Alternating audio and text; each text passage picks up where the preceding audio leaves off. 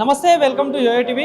ఈ నెల 27వ తారీఖున బీఆర్ఎస్ పార్టీ ఆధ్వర్యంలో ఏదైతే 20 సంవత్సరాలు పూర్తి చేసుకొని రజతోత్సవ సంబరాలు చేస్తూ ఉన్నారు బీఆర్ఎస్ పార్టీ.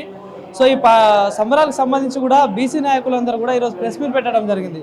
సో కంపల్సరీ ఈ సభలో బీసీ అధ్యక్షుడిని నియమించాలని కూడా ప్రధానంగా డిమాండ్ చేస్తూ ఉన్నారు. కేసీఆర్ గారికి బహిరంగ లేఖ రాయడం కూడా జరిగింది. సో మాట్లాడేది ఈ అంశం మీద మనతో పాటు మాట్లాడడానికి బీసీ లీడర్ శ్రీనివాస్ గారు ఉన్నారు.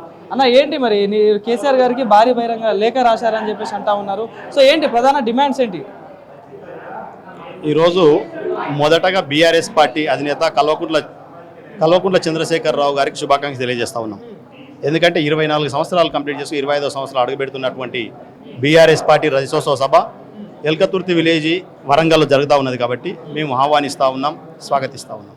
కానీ ఇదే సందర్భంలో మేము బీఆర్ఎస్ పార్టీ అధినేత కేసీఆర్ గారికి ఈరోజు బషీర్బాగ్ ప్రెస్ క్లబ్లో తెలంగాణ రాష్ట్రంలో ఉన్న బీసీ సంఘాలు అందరూ కూడా కలిసి ఈరోజు ఒక లేఖ విడుదల చేయడం జరిగింది. ఎందుకంటే 25 సంవత్సరాలుగా పార్టీ అధ్యక్షునిగా కేసీఆర్ గారే ఉంటున్నారు. కాబట్టి ఇప్పటికైనా బీసీలకు సంబంధించిన బీసీలకు రాష్ట్ర అధ్యక్ష పదవి బీసీలకు ఇవ్వాలని చెప్పి కూడా మేము డిమాండ్ చేస్తూ ఉన్నాం.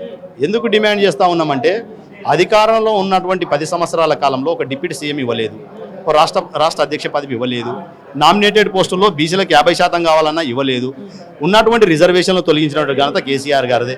కాబట్టి ఇప్పటికైనా తప్పులని తెలుసుకొని ఇక ముందైనా ఈ జనాభాలో 60% ఉన్నటువంటి బీసీలకు సంబంధించిన విషయం కాబట్టి ఈ 60% జనాభాకు ఉన్నటువంటి మెజార్టీ ప్రజలను బీసీలకు రాష్ట్ర అధ్యక్ష పదవి ఇవ్వాలని చెప్పి కూడా ఈ రజతోత్సవ సభ ద్వారా మేము డిమాండ్ చేస్తాము.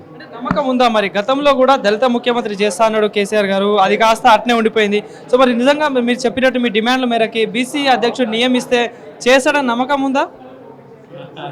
అయితే కేసీఆర్ గారి మీద అధికారంలో ఉన్నప్పుడే మాకు నమ్మకం పోయింది. ఎందుకంటే మేము బీసీ సంఘాలుగా ఈ రాష్ట్రంలో అనేక సంవత్సరాలుగా పోరాటం చేస్తూ ఉన్నాం. అనేక పోరాటం చేస్తున్నటువంటి సంవత్సరంలో వాళ్ళు 2014 సంవత్సరం అధికారంలోకి వచ్చిన తర్వాత ఈ రాష్ట్రంలో మహాత్మా జ్యోతిబాపులే విగ్రహం పెట్టాలని చెప్పి మేము డిమాండ్ చేశాం. ఈ రాష్ట్రంలో హైదరాబాద్ కేంద్రంగా, రాష్ట్ర రాజధాని హైదరాబాద్ కేంద్రంగా ఒక బీసీ భవన్ కావాలని చెప్పి మేము రిప్రజెంటేషన్ ఇచ్చాం. ఏనాడు రిప్రజెంటేషన్ ఇద్దామంటే కలవనటువంటి మాజీ ముఖ్యమంత్రి కేసీఆర్ గారు బీసీ భవన్ ఇవ్వలేదు, మహాత్మా జ్యోతిబాపులే విగ్రహం పెట్టలేదు. ఆ జయంతి ఉత్సవాలు ఉన్నప్పుడు ఆ మహాత్మా జ్యోతిబాపులే విగ్రహానికి ఒక్కరోజు దండం పెట్టినటువంటి దాఖలాలు కేసీఆర్తో లేవు. కానీ ఇప్పుడు ఏమంటారు, వాళ్ళు అధికారం పోయిన తర్వాత ప్రతిపక్షంలో కూర్చున్నటువంటి కేసీఆర్ గారు బీసీల గురించి మాట్లాడుతూ ఉన్నారు. బీసీల గురించి మాట్లాడే హక్కు మీకు లేదు. మీ బీఆర్ఎస్ పార్టీలో మా బీసీలు చాలామంది ఉన్నారు, పోరాటం చేసినటువంటి చాలామంది ఉన్నారు. వాళ్ళకి పదవులు ఇవ్వండి. వాళ్ళకి పార్టీ పదవుల్లో ఇస్తలేరు. అధికారంలో ఉన్నప్పుడు మంత్రుల్లో 50% ఇవ్వలేదు, ఎమ్మెల్యే టికెట్లో ఇవ్వలేదు, నామినేటెడ్ పదవుల్లో ఇవ్వలేదు. ఇంకా మీరు బీసీ అనడం ఏంది? కొత్త రాగం ఎత్తుకొని బీసీలను కల్లిబొల్లి మాటలు చెప్పి మోసం చేసేటటువంటి మాటలు బంద్ చేయండి. కాబట్టి రేపు గ్రాండ్గా పెద్ద ఎత్తున జరుపుకుంటున్నారని చెప్పి మీడియా ద్వారా ప్రగల్భాలు వలుకుతున్నారు. కాబట్టి ఆ సభ ద్వారానైనా మేము కేసీఆర్ విజ్ఞప్తి చేస్తూ ఉన్నాం, బీసీలకు క్షమాపణ చెప్పండి, మీరు చేసేటువంటి మోసాలకు చెప్పి ఒక రాష్ట్ర అధ్యక్ష పదవిని బీసీలకు ఇవ్వండి. ఆ సభ ద్వారా మా బీసీ ఎస్సీ ఎస్టీలు వస్తున్నారు మొత్తం మీ సభకు. కాబట్టి ఆ సభ ద్వారా బీసీలకు న్యాయం చేసే విధంగా ఒక రాజకీయ పాలసీని ప్రకటించాలని చెప్పి కూడా మేము డిమాండ్ చేస్తాం.